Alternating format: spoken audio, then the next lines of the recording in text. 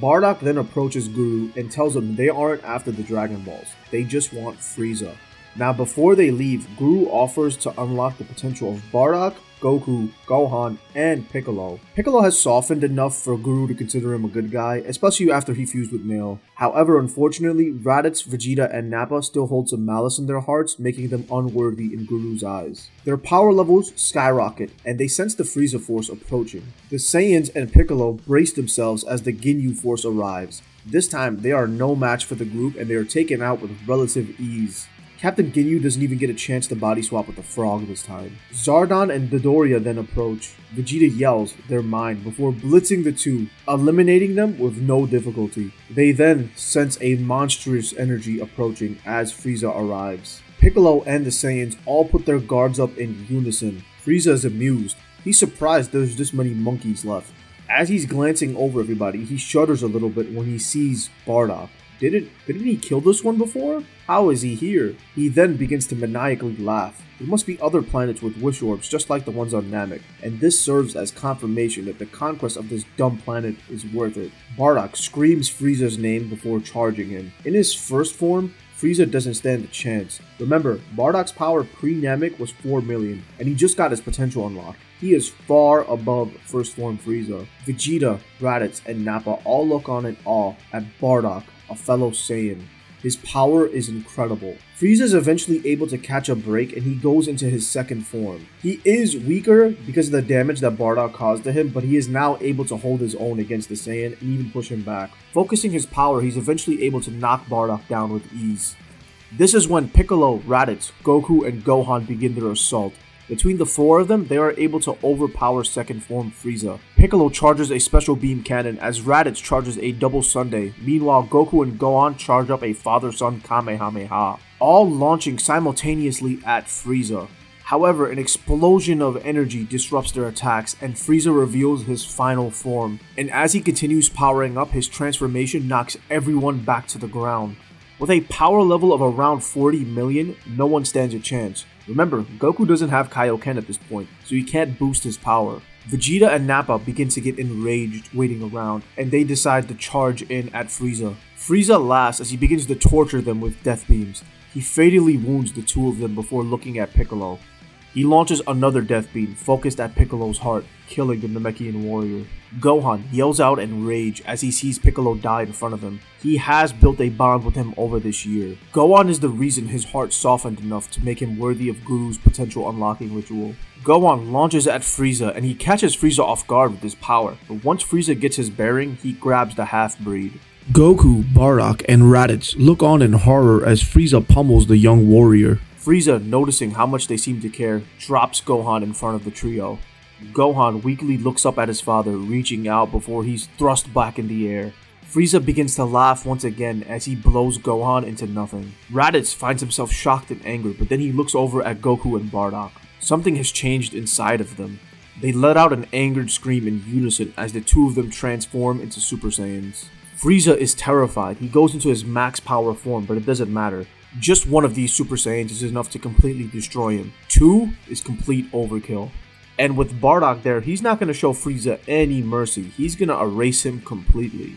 Vegeta and Nappa look on in amazement before they eventually pass away from their injuries. Goku and Bardock eventually calm down, nearly collapsing from the power surge. They look on solemnly before hearing a voice. It's King Kai. He's been watching them. He tells them to wish Piccolo back with the Namekian Dragon Balls.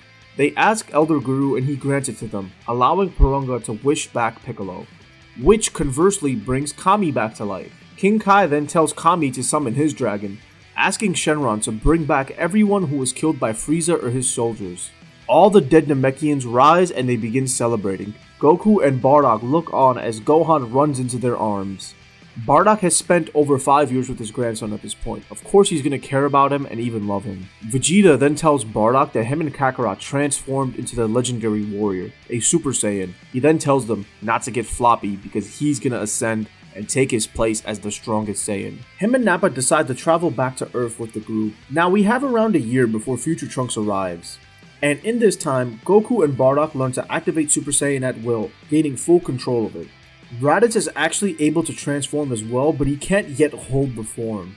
Even young Gohan has brief surges of power where his hair flashes golden, but he's unable to fully achieve the form. Vegeta and Nappa spend most of their time at Capsule Corp using Bulma's gravity chamber. Her and Vegeta do end up getting together and Trunks is still born. In all my what ifs, I'm going to do my best to make sure he's born because he's one of my favorite characters. While training one day, Bardock and Goku sense a massive energy approaching the Earth. It kind of feels like Frieza. King Cold has tracked down the Saiyans and he's here for revenge. The Z fighters all rush over, but to their surprise, someone has beat them there. Future Trunks executes King Cold in his cold Super Saiyan fashion, looking maximally drippy. He then turns around and is confused when he sees two Gokus. He is stunned, but he mumbles something about timelines before asking to speak to the Gokus. Bardock then tells him he's not Goku, he's his father, and then Trunks begins to explain how in his timeline, the androids came and destroyed everything, ruining his future, and he came back to the past to warn and help everyone. He gives Goku his heart medication before telling them they have 3 years before the first attack. He tells Goku he's going to be back in 3 years. Bardock and Goku are confused. How strong could these androids be if Trunks couldn't win? He defeated King Cold with ease. They feel uneasy, but they're also weirdly excited. They tell everyone and the training begins. In the time skip, of course, everyone is going to grow extremely strong. All the Saiyans have mastery over Super Saiyan 1 at this point. It truly is a Super Saiyan bargain sale. Vegeta and Nappa training together help the both of them grow immensely. The Saiyans are all relative to each other, but Bardock and Goku are still the strongest. During the 3 years, Gohan and Raditz have formed a tight bond. Raditz eventually grows to love and appreciate his nephew. Piccolo is actually still one of the top dogs. He's around the level of Super Saiyan Vegeta and Nappa. Remember, he got his potential unlocked and he fused with Nail. He's no pushover. You can kind of tell who my favorite characters are. Now, the humans, who aren't really a big part of this story, are still stronger than their canon counterparts, but they're not going to be much help against the androids. Now, the 3 years pass and the day comes when the androids are supposed to attack. The fighters make it to the city, and while searching for the androids, Yamcha gets jumped. He's able to escape this time without receiving a grave injury. Goku then tells Jiro and 19 to fight him somewhere quiet. He takes them out into the open area and their fight begins. Goku transforms into a Super Saiyan while fighting Android 19, but eventually he collapses due to the heart virus. Raditz takes Goku back home to get the medication, cursing his foolish brother Kakarot for not taking his medication earlier. Vegeta still phases Android 19 and dismantles him in the same way as canon. Still a perfect badass Vegeta moment. Bardock then steps up to fight Jiro, and the android is no match for him. Realizing that he is about to get defeated, he remotely activates androids 17 and 18, summoning them to him. 17 and 18 wake up, they grab 16 before flying towards Jiro. They land, and Bardock puts his guard up. 17 and 18 approach Jiro, who tells them to help him. The twins then kill him before activating Android 16. Future Trunks arrives, and he's terrified when he sees not 2, but 5 androids. Recognizing Android 17 and 18, he goes into attack, but he's easily defeated. All the other fighters fall one by one to 17 and 18, who leave with 16. 18 still has her moment with Krillin, and he folds. Piccolo then goes to the lookout to confront Kami. Kami knows exactly what Piccolo wants, telling Piccolo there's a new strange power on the Earth, and that the only way to defeat it is to join as one once again. Piccolo is ready to join, but realizes that the Dragon Balls will be deactivated. The nail part of him reminds him of Dende. Piccolo summons Shenron. He tells Kami to wish him back in 10 minutes. Piccolo wishes to go to Dende on the planet Namek. Elder Mori and Dende are in the garden when Piccolo arrives. Dende instinctively hugs him, and Piccolo tells him he needs Dende to come to Earth with him. He needs him to be the Earth's new guardian and to reform their dragon. Dende agrees, but before he goes, Elder Mori unlocks his potential and wishes the child luck. Piccolo is wished back to Earth by Kami, and the two of them fuse. Piccolo regroups with the Z Fighters at Kame House when news of a strange creature attacking reaches them. Piccolo then launches towards the creature. Imperfect Cell has been feeding on the city this whole time. They begin their fight, and the power difference is incredible. Cell is confused. How can Piccolo be so strong? He's a part of him. Cell realizes he's going to be destroyed if he doesn't escape quick, using a solar flare to cover his retreat. Being much more desperate, he finds Android 17 and surprise absorbs him before anyone can do anything. Bardock senses a monstrous energy and rushes down to see what's happening. He arrives to see a semi-perfect Cell stalking Android 18, while 16 desperately tries to hold him back. 16 tells 18 to run as he self-destructs. He damages Cell, but it's not enough to stop him. Bardock rushes in, but it's too late. Cell has absorbed Android 18 and become perfect. Piccolo arrives and they begin to fight. He's able to hold his own surprisingly. However, Cell says he was just warming up and knocks Piccolo out with one blow. Something inside of Cell wants to fight Goku desperately, and he sees Bardock, who looks like Goku, so he figures, close enough. Bardock immediately goes Super Saiyan, but he's no match for perfect Cell. Cell then begins to boast and decides to hold the Cell games in a week to allow the planet's strongest warriors to find him.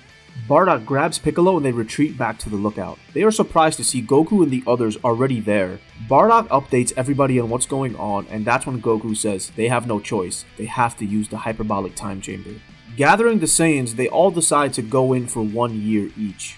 So now, with all the Saiyans using the hyperbolic time chamber, how do you guys think the rest of the Cell Saga is gonna go? Please let me know what you think in the comments below, and if you want me to continue, don't forget to subscribe for more. Peace.